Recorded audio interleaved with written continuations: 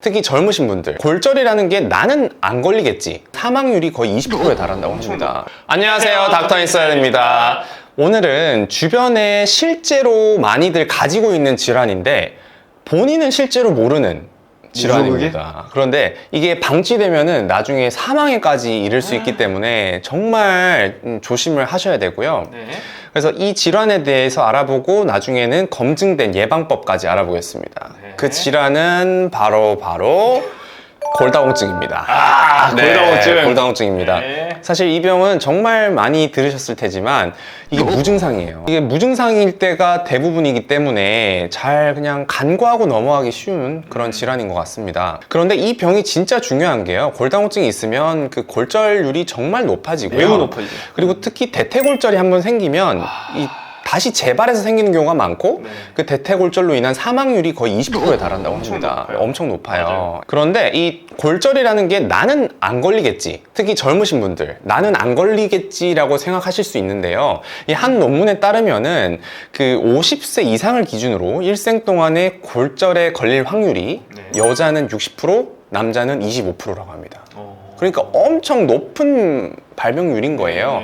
더더욱 신경을 써야 됩니다. 그래서 오늘은 이 골다공증을 어떻게 관리하면 좋을지 그 예방법 위주로 간단하게 알아보겠습니다. 다행히 그 골밀도 검사는 가격 자체도 별로 비싸지도 않고요. 특히 남자 같은 경우에는 만 70세 이상, 여자는 만 65세 이상인 경우에는 급여 적용이 되기 때문에 정말 값싼 가격으로 찍을 수가 있어요. 네, 그리고 또 만 54세와 만 66세의 여성들을 대상으로는 국가에서 기본으로 골밀도 검사를 제공을 해주고 있습니다. 그런데 이 고위험군이 있거든요. 고위험군일 때는 조금 더 일찍 찍으시는 거를 권고드립니다. 그래서 고위험군은 어떤 게 있냐면 제가 이제 띄워드릴 텐데요, 이 흡연자, 그리고 저체중이거나 다이어트를 심하게 하시는 분, 요즘 정말 다이어트 많이 하잖아요. 다이어트 너무 많이 그래서 하죠. 젊은 분들이 막 골밀도가 팍팍팍 떨어져서 오는 경우가 꽤 있어요. 그래서 이 다이어트 심하게 하시는 분들은 정말 젊은 나이에도 한번 골밀도 검사를 해보시고요.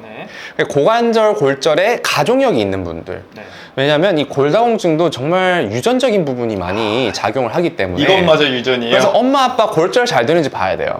그러고 만약에 골절이 많다 그러면 나도 젊을 때 빨리 검사해야 돼요.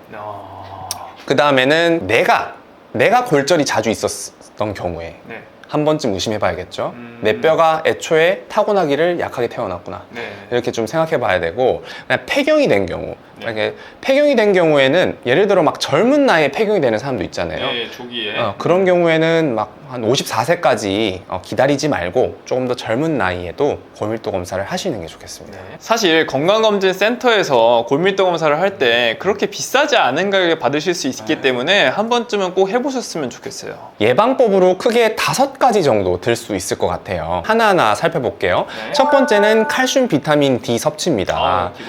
일단 칼슘 먼저 보면은 우리나라의 평균 그 성인이 하루에 복용해야 되는 그 칼슘 양이 한 800에서 1000mg 정도인데요. 보통은 음식으로 한 500mg 정도를 섭취를 한다고 합니다. 그럼 나머지가 어느 정도 돼요? 한 400~500mg 정도 되잖아요.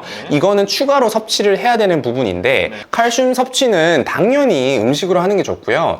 음식 중에서도 뭐 우유나 요거트, 치즈 같은 유제품이 흡수율이 가장 좋습니다. 그래서 보통 우유 한 컵이 한 200ml라고 하면은 그 200ml에 200mg 정도의 칼슘이 들어가 있어요. 그래서 내가 우유를 먹었을 때 문제가 없으면 우유를 하루에 2컵을 먹으면 400mg이 충족이 되는 거죠. 그런데 내가 만약에 음식 섭취로 칼슘을 충분히 섭취할 수 없는 분이라면 그런 영양제의 도움을 받는 것도 당연히 도움이 될 것 같습니다. 비타민 D의 경우에는 평균 권장량이 하루에 800IU를 섭취를 하라고 되어 있어요. 근데 비타민 D가 음식으로 섭취하는 데는 되게 제한적이고요.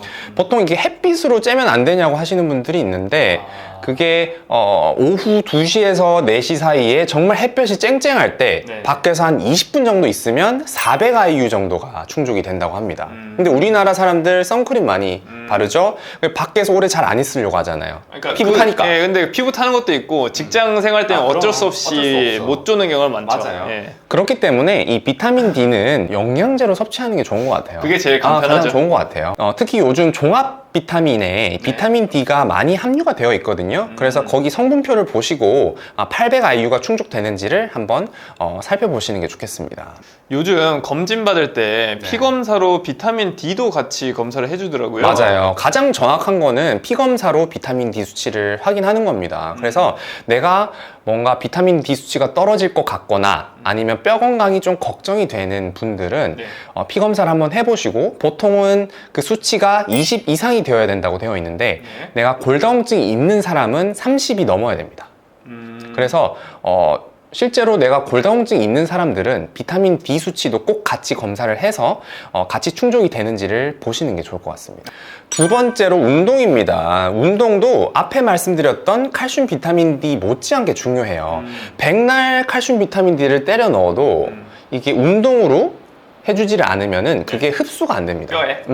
그래서 어떤 운동을 해야 되느냐? 네. 체중 부하 운동인데요. 보통은 이렇게 점프와 같은 뛰는 운동이라고 생각하시면 되고, 가장 대표적인 게 걷기, 뭐 에어로빅, 뭐 조깅, 뭐 계단 오르기 이런 것들이에요. 걷기도 포함이군요. 네, 걷기도 포함입니다. 그러니까 걸으면서 뭔가 이렇게 퉁퉁 체중이 부하되는 운동. 네네. 근데 예를 들어 수영이라든지 뭐 실내 자전거 이런 것들은 좀 그런 체중 부하가 상대적으로 덜 되기 때문에 1순위로 추천드리지는 않는데, 만약에 내가 관절염이 있어서 그런 체중 부하 운동이 너무 힘들다, 그러면 수영하시면 그러면은 뭐 실내 자전거나 수영 같은 걸 하면 그래도 근력이 조금 붙잖아요. 그 근력이 붙으면 간접적으로도 뼈 건강에 도움이 되기 때문에 그런 부분들도 고려해 보시는 게 좋겠습니다. 세 번째는 담배입니다. 흡연 자체가 장에서 칼슘을 흡수하는 것을 방해하고, 여성 같은 경우에는 그 여성 호르몬을 떨어뜨려서 골량을 감소시킨다고 합니다. 그래서 남녀 할 거 없이 특히 여자분들 이 칼슘을 위해서라도 흡연은 안 하시는 게 좋겠습니다. 네 번째입니다. 술입니다. 그 술에 대한 연구는 정말 다양하게 많이 나왔는데요. 공통적으로 말하는 게 술을 마시는 양과 기간에 비례해서 골다공증이 증가한다는 거예요. 네. 특히 술은 이 비타민 D의 대사를 또 방해를 하고요. 뼈를 갉아먹는 세포의 활동을 점점 더 증식을 시킨다고 하니까 절주를 하는 게 좋겠습니다. 금주는 좀 쉽지 않으니까. 금주는 어려워요. 네. 다섯 번째는 카페인 섭취입니다. 이 카페인은 그 장에서 칼슘 흡수를 방해하고 또 소변으로 칼슘을 배출하는 역할을 더 늘린다고 합니다. 그렇게 해서 골다공증의 발생 가능성을 높인다고 되어 있어요. 실제로 논문에 따르면은 하루에 카페인을 한 300mg 이상 섭취할 경우에 골다공증의 빈도가 더 높아진다고 해요. 그런데 이 300mg이 좀 가늠이 안 되잖아요. 스타벅스 샷 하나가 75mg. 그러니까 보통 톨 사이즈에는 그 샷이 2개 들어가잖아요.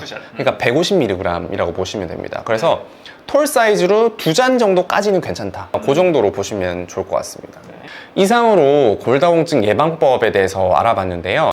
이 골다공증 자체가 정말 간과되기 쉬운 치명적인 병이기 때문에 특히 본인뿐만 아니라 그 부모님도 한번 검사를 안 하셨다면 해보시는 걸 강추드리겠습니다.